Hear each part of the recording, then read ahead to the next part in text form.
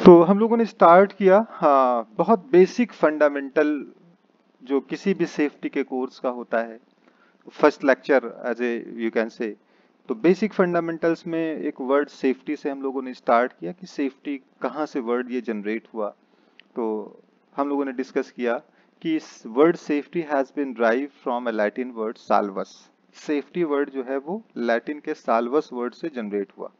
साल्वस का मतलब होता था लैटिन में अनहार्म्ड एंड हेल्दी, जो नुकसान ना पहुंचाए और जो हेल्दी हो, उसे साल्वस कहा जाता था लैटिन वर्ड में। उसी लैटिन वर्ड से सेफ्टी वर्ड जनरेट किया गया। सेफ्टी का मतलब अगर हिंदी में कहते हैं तो हम लोग कहते हैं सुरक्षा। लेकिन एक होता है किसी वर्ड का मतलब, एक होता है किसी की डिफिनेशन। डिफिनेशन उस चीज को इलेबोरेट करती है, खोलती है और एक्सप्लेन करती है।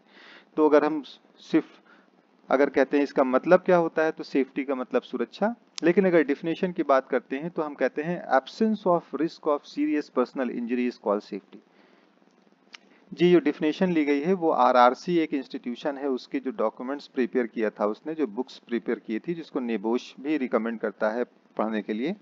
तो उसी बुक से ये डिफिनेशन ली गई है कि व्हाट इज द सेफ्टी। तो safety is absence of risk of serious personal injury, कि any work place where there is no serious personal injury causes present, so we can say that workplace is safe। कोई भी work place है जहां पर अगर हम देखते हैं कि वहां पर सीरियस पर्सनल इंजरी को कॉज करने वाले कोई भी फैक्टर्स अवेलेबल नहीं है, तो उस वर्क प्लेस को हम लोग कहते हैं कि this is a safe work place. ठीक है ना, एग्जैक्टली अच्छा, सेफ वर्क प्लेस को बनाने के लिए हम लोग पूरी की पूरी सेफ्टी को लगाते हैं। जो भी हम लोग as a being safety officer, अगर आप अपॉइंट होते हैं किसी वर्क प्लेस पे कि आप सेफ्टी ऑफिसर हैं किसी कंस्ट्रक्शन साइट या किसी इंडस्ट्री या किसी ऑयल एंड गैस रिफाइनरी या कोई यहाँ पर भी आप अपॉइंट होते हैं as a fire safety officer, तो आपका काम क्या होता है कि उस वर्क प्लेस को सेफ बनाना। तो सेफ कैसे बनाएंगे, वहाँ के सारे हजार्ड, जितने भी हजार्ड होते हैं, उस सारे हजार्ड्स को फाइंड आउट करेंगे। उस सारे हजार्ड्स को फाइंड आउट करने के बाद जो हजार्ड वहां से हटाए जा सकते हैं उसको हटा देंगे। जिसको नहीं हटा सकते हैं तो उससे होने वाले जो नुकसान है, उससे होने वाले जो रिस्क है, उसकी जो पावर है, उसको हम लोग कम करने की कोशिश करते हैं। वो कैसे करते हैं वो we will discuss in later on other further lectures, जो कंट्रोल मेजर्स हम लोग लगाते हैं। तो सेफ वर्क प्लेस बनाने के लिए वर्कर्स को एजुकेट करते हैं, वर्कर्स को ट्रेंड करते हैं, वर्क प्लेस के जितने भी हजार्ड होते हैं उनको हजार्ड्स को रिमूव कर देते हैं या उस वर्क प्लेस के हजार्ड्स को मिनिमाइज कर देते हैं। उसके बाद सुपरविजन मेंटेन करते हैं। इस चीज को कैसे करते हैं, ट्रेनिंग कैसे देते हैं, हजार्ड कैसे आइडेंटिफाई करते हैं, उसको कैसे मिनिमाइज करते हैं, we will discuss in further. So here the word safety means absence of risk of serious personal injury. When everybody who is working at your workplace is safe, the equipments which is being used at your workplace is safe, so we can say this is a safe workplace। अगर आपके equipments जो हैं, चाहे वो machine है, चाहे crane है, या कोई भी हैंड होल्ड्स टूल्स हैं, या हाथों से ऑपरेट होने वाले टूल्स हैं, हैंड ऑपरेटिंग टूल्स हैं, या जो लोग हैं जो काम कर रहे हैं, जिसे हम लोग वर्क प्रैक्टिस कहते हैं, जो स्टैंडर्ड ऑपरेटिंग प्रोसीजर को फॉलो कर रहे हैं, यानी काम को भी सही तरीके से कर रहे हैं और इक्विपमेंट्स भी सारे सेफ हैं, और वर्क प्लेस में भी कोई हजार्ड अवेलेबल नहीं है, और जो भी हजार्ड अवेलेबल है वो कंट्रोल फॉर्म में है, तो हम लोग कहते हैं this is a safe work place. ठीक है ना। तो safe, the word safety means absence of risk of serious personal injury. फिर एक क्वेश्चन पुट होता है कि why safety is important, safety क्यों इंपॉर्टेंट है। ठीक है ना। तो एक सवाल ये भी कह सकते हैं, why is it important to manage safely. Work place को सेफली मैनेज करने की क्या नीड है, क्या आवश्यकता है कि हम वर्क प्लेस पे सेफ्टी करें। So there are basic 3 reasons for maintaining the good standard of health and safety at your work place, या there are 3 reason for following the health and safety at your work place. पहला है moral reason. Moral reason क्या होता है कि everybody has some moral responsibilities, moral duties that one person has to another. When health and safety is not managed properly at your workplace, so sometimes people get killed, sometimes they get injured, sometimes they suffer from terrible diseases. So all these that have a massive impact not only on that person but also on their dependents, their family, their friends, their colleagues. So society as a whole consider these all events to be morally unacceptable. An injury or ill health should not be a price that has to be paid by a worker to feed their family. कोई भी work place जहाँ पर health and safety को manage नहीं किया जाता है, वहाँ पर पीपल जो होते हैं, जो वर्कर्स होते हैं, उनको इंजरी होती है, चोट लगती है, वो कभी कभी डेथ हो जाती है उनकी, ठीक है, कभी कभी उनको बहुत ही टेरेबल डिजीज हो जाती है। उसका एक मैसिव इफेक्ट जो होता है, मैसिव इम्पैक्ट जो होता है, वो सिर्फ उस वर्कर के ऊपर नहीं पड़ता है, बल्कि उसकी फैमिली पे पड़ता है, उसके बच्चों पे पड़ता है, बच्चों के एजुकेशन पे पड़ता है, उनकी फीडिंग पे पड़ता है, उनकी सोसाइटी पे पड़ता है, उनकी फ्रेंड पे पड़ता है। वो सोसाइटी जो है, जो हमारा समाज है, वो इस चीज को एक्सेप्टेबल नहीं मानता है।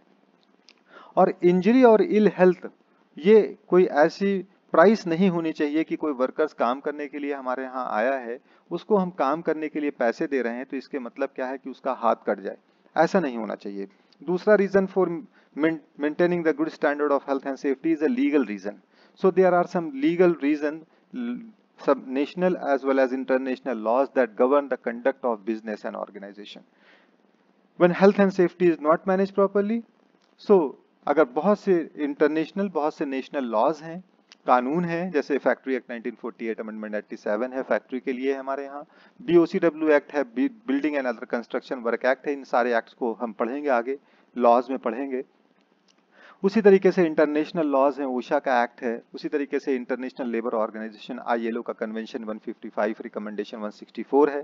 ये इंटरनेशनल लॉज हैं जिसको हम लोग अपनी कंट्री के अंदर पालन करते हैं, फॉलो करते हैं।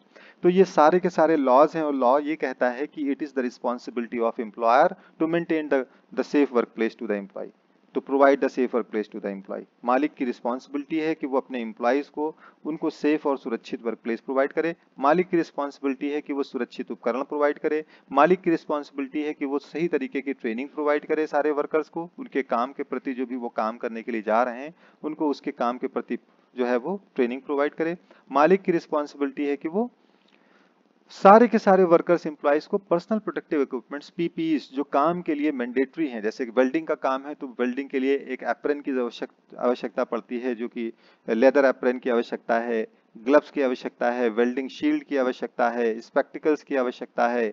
अगर कोई नॉइसी प्लेस पे काम कर रहा है तो ईयर प्लग और ईयर मफ की आवश्यकता है। कहीं पर कोई अगर फ्लाइंग ऑब्जेक्ट है तो स्पेक्टिकल्स आंखों को बचाने के लिए उसकी आवश्यकता है।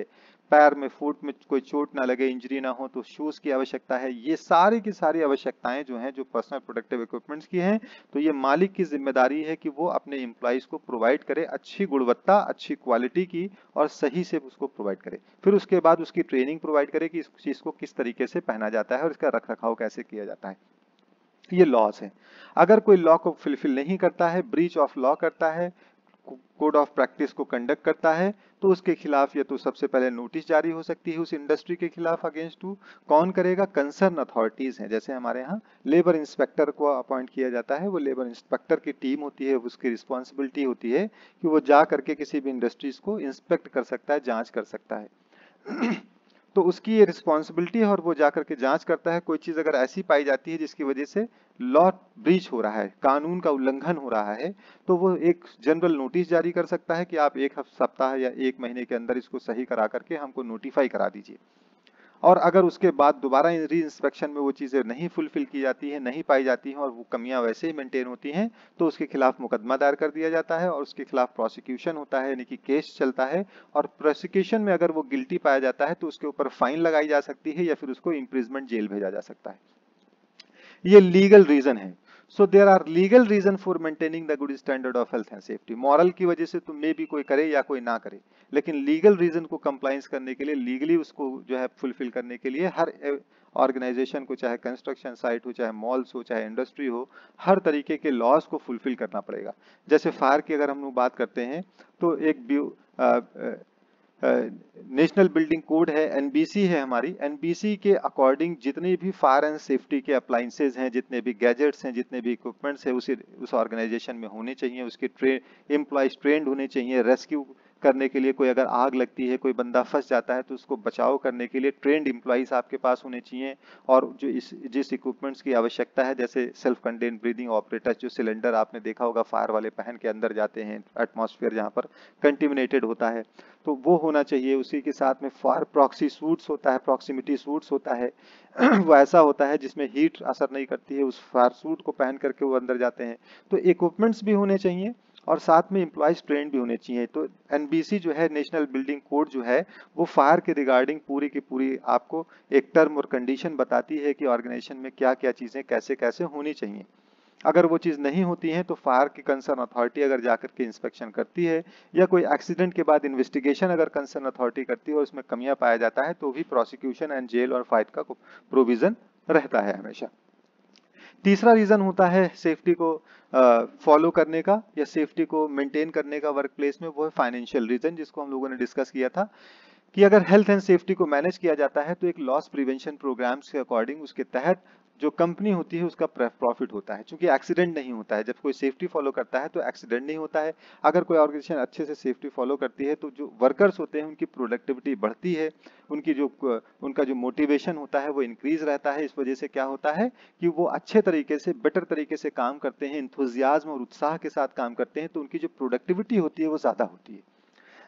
जो अच्छा इन्वायरमेंट जो ऑर्गेनाइजेशन प्रोवाइड करती है, एक्सीडेंट को प्रिवेंट करती है, सेफ्टी करते हैं तो एक्सीडेंट नहीं होता है। अगर एक्सीडेंट होता है तो उस पर कॉस्ट इनकर्ड होती है। सारे के सारे एक्सीडेंट जो है वो कॉस्टली होते हैं, चाहे वो छोटा एक्सीडेंट एक फिंगर का कट जाना हो, चाहे पूरे हाथ का कट जाना हो, या ब्रोकन बोन का होना हो, या डेथ हो जाना हो। जितने भी आप एक्सीडेंट देखेंगे, ऑल एक्सीडेंट्स आर कॉस्टली। तो एक्सीडेंट्स को बचाता है, डैमेज ऑफ प्रॉपर्टी को बचाता है, हमारी क्रेन को नहीं टूटने देंगे, हमारी मशीन को नहीं खराब होने देंगे अगर हम सेफ्टी को फॉलो करते हैं प्रॉपर तरीके से। तो तीन रीजन होते हैं, मॉरल रीजन जिसकी वजह से सेफ्टी की जाती है, लीगल रीजन है जिसकी वजह से सेफ्टी की जाती है, और फाइनेंशियल रीजन है जिसकी वजह से सेफ्टी की जाती है।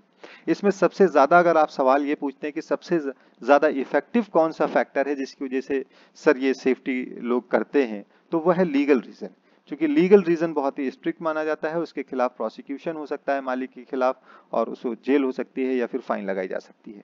आगे बढ़ते हैं, हम लोगों ने कहा कि explanation of the incident, accident और नियर मिस डेंजरस अकरेंस को, इसकी वीडियोस को हम लोगों ने डिस्कस किया था। इंसिडेंट कहते हैं किसी भी घटना को, any event that has the potential to cause harm is called incident. कोई भी ऐसी घटना हो, कोई भी ऐसी जिसके अंदर ये पोटेंशियल पावर हो कि वो नुकसान पहुंचा दे, तो वो इंसिडेंट कहलाता है। That could be near miss और that could be an accident. Near miss का मतलब कोई ऐसी घटना जिसमें कोई किसी को चोट लगते लगते रह जाए और चोट ना लगे। बगल में एक छोटा सा पत्थर का गिर जाना, ये नियर मिस कहलाएगा। बगल में एक बड़ी सी क्रेन का कोलैप्स होकर के गिर जाना, वो भी एक एक्सीडेंट कहलाएगा, क्योंकि उसमें प्रॉपर्टी डैमेज हुई। तो any event that has the potential to cause harm is called the incident. कोई भी घटना, कोई भी ऐसा इवेंट जिसके अंदर ये पोटेंशियल, ये पावर हो कि वो नुकसान पहुंचा दे, तो हम लोग उसको क्या कहेंगे? इंसिडेंट कहेंगे। अब फॉर एग्जाम्पल हम वॉक करते हुए जा रहे हैं, हमको ठोकर लगी लेकिन हम बच गए, नैरो एस्केप, बच गए, नुकसान नहीं हुआ, हमको चोट नहीं लगी। हम हाथ में जो सामान लिए हुए थे वो टूटा फूटा नहीं, सेलफोन लिए थे, एक महंगा मोबाइल फोन लिए थे, लेकिन वो गिर के टूटा नहीं, तो हम क्या कहेंगे कि ये नियर मिस हुआ है। इंसिडेंट किस टाइप का है? नियर मिस का है। लेकिन अगर वैसे ही इंसिडेंट दोबारा फिर होता है, वहां पर जो पत्थर पड़ा हुआ था उसको हमने हटाया नहीं, रूट कॉज ऑफ इंसिडेंट को हमने नहीं हटाया, दोबारा फिर दूसरे वर्कर के साथ में ही वही घटना घटी। अंधेरा था वहां पर, पत्थर देख नहीं पाया और दोबारा फिर ठोकर लगी उसको। लेकिन उस समय क्या था कि वो एक महंगा मोबाइल फोन लिए हुए था, जिसकी वजह से उसका मोबाइल फोन टूट गया, तो एक्सीडेंट हुआ। एक्सीडेंट हमने बताया था कि दो प्रकार के एक्सीडेंट होते हैं। एक प्रकार होता है उसमें इंजरी टाइप, और एक प्रकार होता है डैमेज ओनली। तो इसमें क्या हुआ? प्रॉपर्टी का नुकसान हुआ है, तो ये डैमेज ओनली हुआ है, यानी कि उसका मोबाइल फोन टूट गया है तो भी एक्सीडेंट माना जाएगा। और एक्सीडेंट में किस टाइप का एक्सीडेंट है? डैमेज ओनली एक्सीडेंट है, जिसमें प्रॉपर्टी डैमेज हुई है। अगर तीसरे वर्कर के साथ वही हुआ कि वो पत्थर हटाया नहीं गया और अंधेरा वहां पर था, लाइटिंग का अरेंजमेंट नहीं किया गया है, इल्यूमिनेशन वर्ड यूज करते हैं, लाइटिंग के लिए हम लोग इल्यूमिनेशन वर्ड यूज करते हैं। अगर लाइटिंग वहां पर अरेंजमेंट फिर नहीं किया गया है तो दोबारा वो घटना फिर घटी एक तीसरे वर्कर के साथ में। अब तीसरा वर्कर जो था वो तो हाथ में मोबाइल नहीं लिए हुआ था, लेकिन उसको ठोकर लगी तो वो संभल नहीं पाया, और जब वो गिरा तो उसके हाथ की हड्डी टूट गई। तो हाथ की हड्डी टूटी तो ये क्या हुआ? एक्सीडेंट हुआ। एक्सीडेंट किस टाइप का? इंजरी टाइप एक्सीडेंट हुआ। इंजरी टाइप एक्सीडेंट्स में भी ऐसा होता है रिपोर्टेबल और नॉन रिपोर्टेबल। रिपोर्टेबल कहते हैं कि जिसमें 48 आवर्स तक के वर्कर्स जो है वो काम पे ना आ सके, ऐसा एक्सीडेंट हो कि उसको बेड रेस्ट पे जाना पड़े, मेडिकेशन पे जाना पड़े, तो रिपोर्टेबल है। रिपोर्टेबल का मतलब होता है कि इसको कंसर्न अथॉरिटी को एक फॉर्म पे लिख करके और पूरा डेटाबेस भर करके और उसको कंसर्न अथॉरिटी को बताना पड़ता है कि हमारे यहाँ ऐसी एक एक्सीडेंट हुआ है। नॉन रिपोर्टेबल ऐसा एक्सीडेंट होता है कि चौथे वर्कर के साथ हुआ कि वो चौथा वर्कर भी ऐसे ही जा रहा था और वहां पर वही पत्थर पड़ा हुआ था और वहां पर लाइटिंग का अरेंजमेंट कंपनी ने नहीं किया, और चौथे वर्कर के साथ जब हुआ तो वो भी ठोकर लगी और गिरा, लेकिन उसके क्या हुआ कि हल्का सा छिल गया हाथ। तो उसमें क्या हुआ कि उसको सिर्फ फर्स्ट एड वहां पर साफ करके, नेट एंड क्लीन करके और एक बैंडेज लगा दिया गया, तो ये फर्स्ट एड हुआ और थोड़ी देर के बाद वो अपने काम पे वापस चला आया। तो ये नॉन रिपोर्टेबल एक्सीडेंट हुआ, और एक्सीडेंट का टाइप क्या था कि फर्स्ट एड था, फर्स्ट एड टाइप का था, जिसमें फर्स्ट एड दे करके ही उसको ठीक कर लिया गया। तो ऐसा भी एक्सीडेंट हुआ। ये सारे के सारे एक्सीडेंट जो हुए, चाहे वो नियर मिस हुआ, अगर जब पहला नियर मिस हुआ था, जो फर्स्ट नियर मिस पहले वर्कर के साथ हुआ था, अगर उसी टाइम, इसीलिए रूल है कि all incident should be investigated and reported to the department. जितने भी इंसिडेंट होते हैं, चाहे वो नियर मिस हो, चाहे माइनर एक्सीडेंट हो, चाहे मेजर एक्सीडेंट हो, चाहे वो इंजरी टाइप हो, चाहे डैमेज ओनली एक्सीडेंट हो, जितने भी एक्सीडेंट या इंसिडेंट हैं, वो सारे के सारे इंसिडेंट हमको मैनेजमेंट को रिपोर्ट करना आवश्यक है। रिपोर्ट करना हमारे लिए एक लॉ है कि अगर कोई एम्प्लॉय रिपोर्ट नहीं करता है तो वो ब्रीच ऑफ लॉ करता है, नियम का उल्लंघन करता है, कानून का तोड़ता है। क्यों रिपोर्ट करना आवश्यक होता है? क्योंकि एक पॉलिसी में, रूल में ये भी लिखा होता है कंपनी की कि all incident should be investigated, सारे इंसिडेंट इन्वेस्टिगेट किए जाने चाहिए। तो अगर कोई वर्कर जो पहला नियर मिस वाला वर्कर था, जिसके साथ वो नियर मिस की घटना घटी थी, अगर वो अपने सीनियर को रिपोर्ट करता और सीनियर जाकर के उस चीज को इन्वेस्टिगेट करता, और इन्वेस्टिगेट करने में क्या होता है कि जब हम लोग आगे आप जब सीनियर हो जाएंगे एचएससी में, तो आपको इन्वेस्टिगेशन टीम का मेंबर बनाया जाएगा।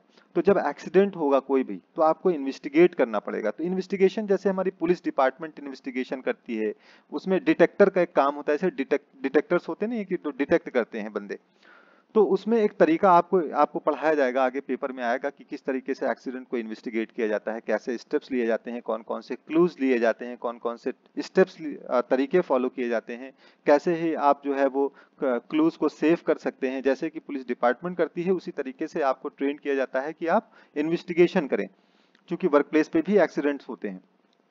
तो अगर वो पहले वर्कर ने मैनेजमेंट या अपने सीनियर को बताया होता और सीनियर ने उस पर सीरियस एक्शन ले करके उसको एक्सीडेंट को इन्वेस्टिगेट किया होता, तो क्या होता कि वो जाकर के जब इन्वेस्टिगेट करते हैं हम लोग, तो रूट कॉज को पता करते हैं। रूट कॉज का मतलब क्या होता है कि उस एक्सीडेंट का मुख्य कारण क्या था। उस मुख्य कारण यानी रूट कॉज को हम लोग उस वर्क प्लेस से हटाने की कोशिश करते हैं। क्यों हटाने की कोशिश करते हैं? ताकि recurrence of the same incident ना हो, दोबारा ऐसी घटनाएं ना घटें। तो रूट कॉज अगर वो रिपोर्ट करता, वो आता और देखता कि वहां पर दो मेन कारण थे। एक रूट कॉज ये था कि मैनेजमेंट की कमी की वजह से वहां पर लाइटिंग का अरेंजमेंट नहीं था, तो वो लाइटिंग का अरेंजमेंट कराता। दूसरा उसका रूट कॉज के उसमें अंडरलाइन कॉज क्या मिलता, एक रूट कॉज होता है, एक अंडरलाइन कॉज होता है, आगे हम लोग डिस्कस करेंगे जब पढ़ेंगे एक्सीडेंट इन्वेस्टिगेशन को। तो अंडरलाइन कॉज में वहां पर मिलता कि वहां पर एक पत्थर पड़ा हुआ था, तो एक मेन रूट कॉज उसका कि अंधेरा था, दूसरा कारण अंडरलाइन कॉज में उसको पत्थर मिलता, तो पत्थर को हटा देता और लाइटिंग का अरेंजमेंट करवा देता, करेक्टिव एक्शन वहां पर लेता।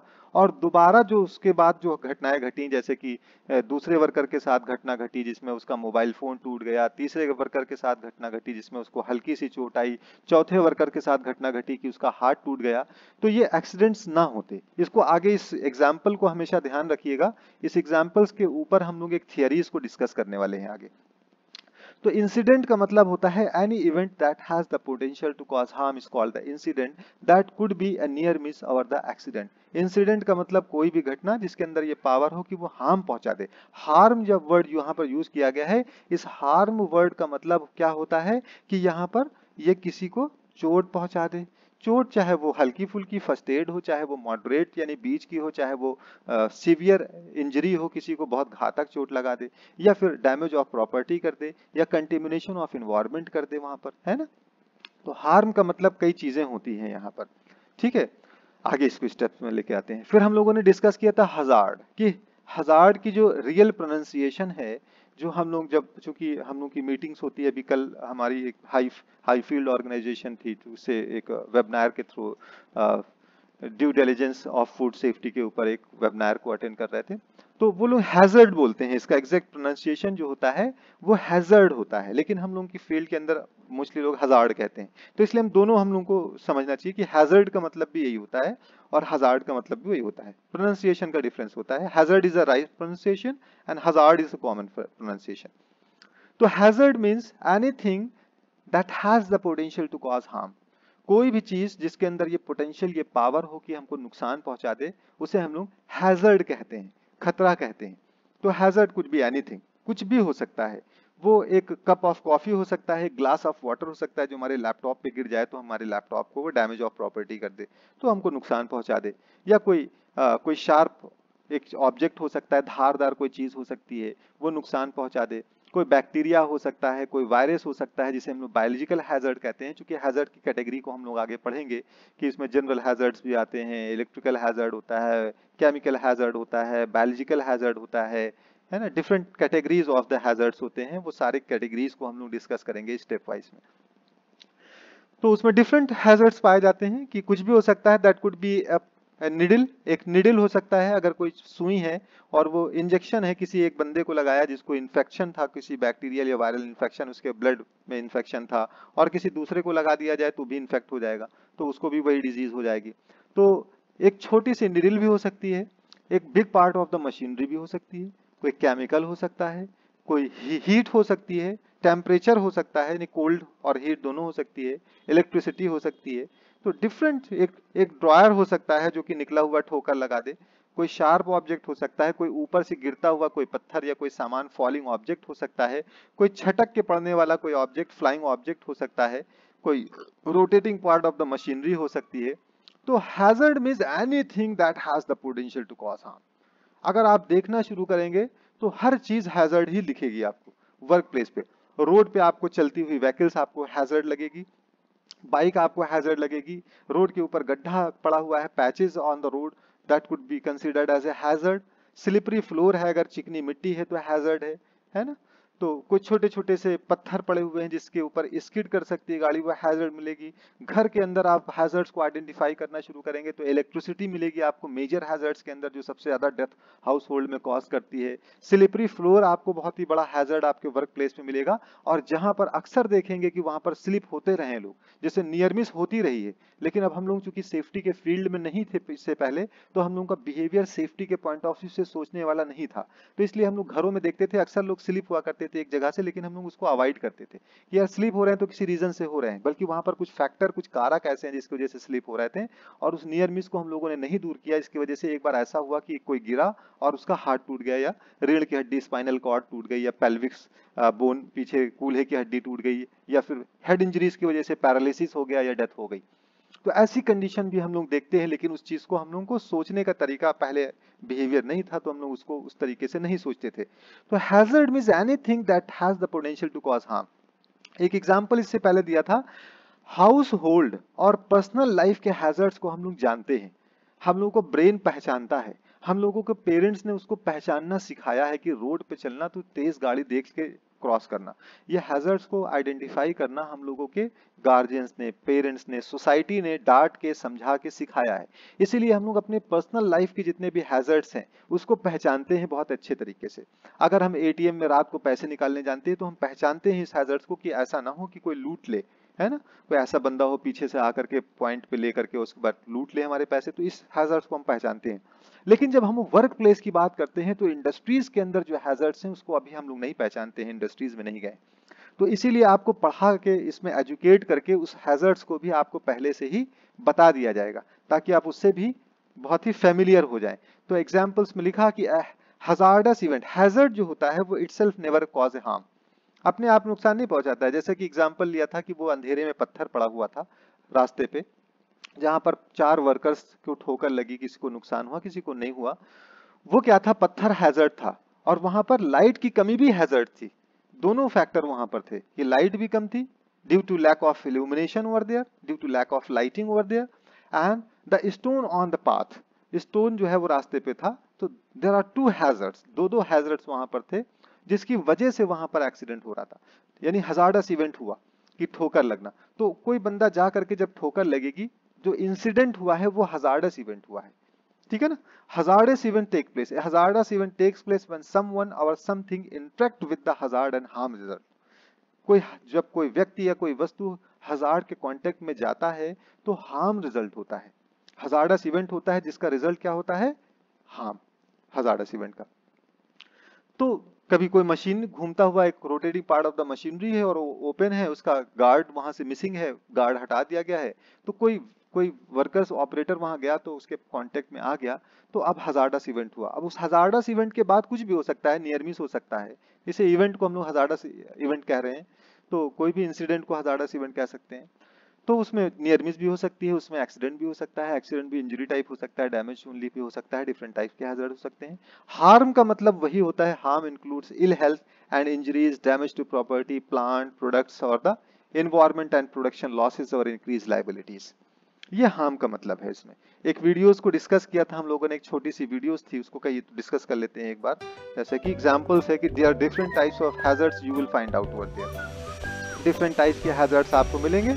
फॉर एग्जांपल आप देंगे rotating part of the machinery है, ये rotating part of the machinery जो है ये हैजर्ड है, लेकिन इस हैजर्ड को हम हटा तो नहीं सकते हैं कि इस घूमते हुए इसको जो है सा ब्लेड को हम लोग हटा दें, यहाँ से लकड़ी काटने वाले ब्लेड को हटा ही दें, यहाँ से हटा देंगे तो काम कैसे होगा। तो इस हजार्ड को हम लोग हटा नहीं सकते, बल्कि इसके ऊपर हम कंट्रोल मेजर क्या है कि गार्ड लगा देंगे। तो ये अगर हजार्ड यहाँ पर मिला है तो इसको हम लोग क्या कर रहे हैं, यहाँ पर गार्ड लगा करके इसको हम लोग मिनिमाइज कम करने की कोशिश कर रहे हैं इसमें। तो देखा कि यहाँ पर हजार्ड अवेलेबल था तो उसने मशीन को स्विच ऑफ कर दिया और उसको गार्ड्स को लगा दिया। तो इसकी वजह से क्या हुआ कि यहाँ पर हजार्ड खत्म हो गया। यहाँ पर सस्पेंडेड लोड है, लटकता हुआ लोड है। सस्पेंडेड लोड एक हैजर्ड्स है और वो हैजर्ड्स किसी भी समय किसी के ऊपर गिर सकता है।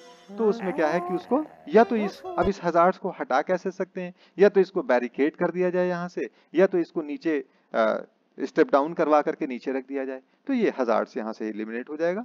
एलिमिनेट करने की कोशिश यानी हटाने की कोशिश सबसे पहले करते हैं हम लोग। अगर एलिमिनेशन पॉसिबल नहीं होता है तब सब्स्टिट्यूशन करते हैं। अब यहाँ पर एक ओपन ड्रायर है जो कि ट्रिप हजार्ड कर सकता है। ट्रिप मतलब ठोकर लगा सकता है, किसी को चोट लग सकती है, पैरों में अक्सर लगती है, तो इस हजार्ड को भी हटा सकते हैं। इसको बंद कर देंगे, ये हजार्ड एलिमिनेट हो गया।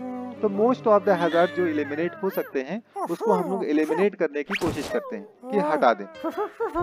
जिस हजार्ड को एलिमिनेट नहीं कर सकते उसके लिए फर्दर कंट्रोल मेजर की हम लोग कोशिश करते हैं। अब यहाँ पर स्लिप हजार्ड है। यहाँ पर वर्क प्लेस के सारे हैजर्ड्स को आइडेंटिफाई करना आवश्यक है। सारे के सारे हैजर्ड्स, अगर एक भी हैजर्ड्स आपने छोड़ दिया तो वो एक बचे हुए हैजर्ड 99 हैजर्ड्स को फाइंड आउट कर लिया गया।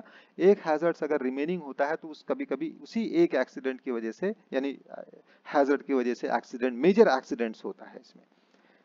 मूव फॉरवर्ड, बात करते हैं कि एक्सीडेंट कैसे होते हैं। जो एग्जाम्पल अभी हमने आपको दिया था कि एक पत्थर पड़ा हुआ था, तो उस एग्जाम्पल्स को थोड़ा सा चेंज कर देते हैं कि यहाँ पर एक बैकयार्ड है, एक शॉप है, शॉप का एक बैकयार्ड है, पीछे का हिस्सा है जहां पर वो गार्बेज या कूड़ा करकट इकट्ठा करते हैं। वहां पर एक यहाँ पर गड्ढा खुदा हुआ है, यहाँ पर स्टेप्स देख सकते हैं ना, गड्ढा खुदा हुआ है। तो यहाँ पर अगर ये गड्ढा यहाँ पर बैक साइड में है यानी कि बैकयार्ड में है, तो इसमें ठोकर लगने के चांसेस लोगों के कम हैं, क्योंकि ये एक ऐसी जगह पर है जहां पर लोगों के पैर कम पड़ते हैं, फुटफॉल कम होता है वहां पर। लेकिन यही गड्ढा अगर ये जो शॉप है उसके एंट्रेंस पे होता है, एंट्री गेट पे होता, तो वहां पर हजार्डस इवेंट के चांसेस ज्यादा होते क्योंकि वहां पर ज्यादा लोग वहां पर पहुंचते। ठीक है ना। तो हाउ एक्सीडेंट अकर, एक्सीडेंट किस तरीके से होते हैं। When somebody or something comes in contact with the hazard, then the hazardous event occur and that hazardous event may be a near miss or may be an accident.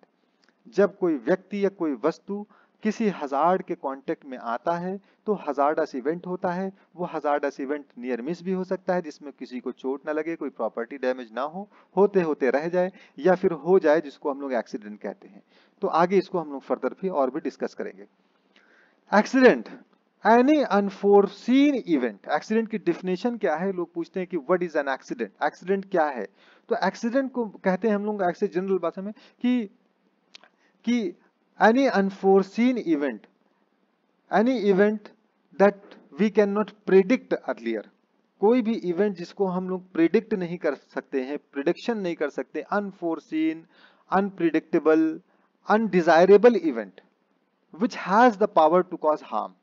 कोई भी ऐसा event जिसको prevent नहीं किया जा सकता है, जिसको प्रिवेंट किया जा सकता है, प्रिडिक्ट नहीं किया जा सकता है, पूर्वाभास जिसका नहीं किया जा सकता है, जिसके बारे में हम अनफोर्सीन है, जिसको हम आगे नहीं देख पा रहे हैं, ऐसे इवेंट जिसके अंदर पावर हो कि वो नुकसान पहुंचा दे, इंजरी कॉज कर दे या डैमेज ऑफ प्रॉपर्टी कर दे, वो एक्सीडेंट कहलाता है। तो any unforeseen event which causes injury our property damage is called an accident. Accident की डिफिनेशन पूछ लेते हैं, अक्सर इंटरव्यूज में पूछ लेते हैं कि सेफ्टी की डिफिनेशन क्या है, तो absence of risk of serious personal injury is called safety sir. तो क्या पूछे, इंसिडेंट क्या होता है कि any event that has the potential to cause harm, जिसके अंदर कोई नियर मिस हो सकता है, कोई एक्सीडेंट हो सकता है। कहा एक्सीडेंट की डिफिनेशन क्या है, तो accident any unforeseen undesirable event which causes injury our property damage is called the accident. एक छोटी सी वीडियो है, उसकी क्लिप देख लेते हैं हम लोग। In Finland, more than 20,000 accidents happen at work every year. Finland के अंदर हर साल 20,000 लोगों का एक्सीडेंट होता है, As a यानी कि result major, of slips, trips, यानी कि बहुत मेजर एक्सीडेंट्स में आता है, जिसका रिजल्ट क्या होता है, ये स्लिप एंड ट्रिप जैसे and एक्सीडेंट falls. होते हैं। These accidents वीडियो नहीं चल रही है, यानी आपको दिख नहीं रही है, स्क्रीन शेयर नहीं है, चलिए ठीक है, हम उसको 1 मिनट कर दे रहे हैं, वेट।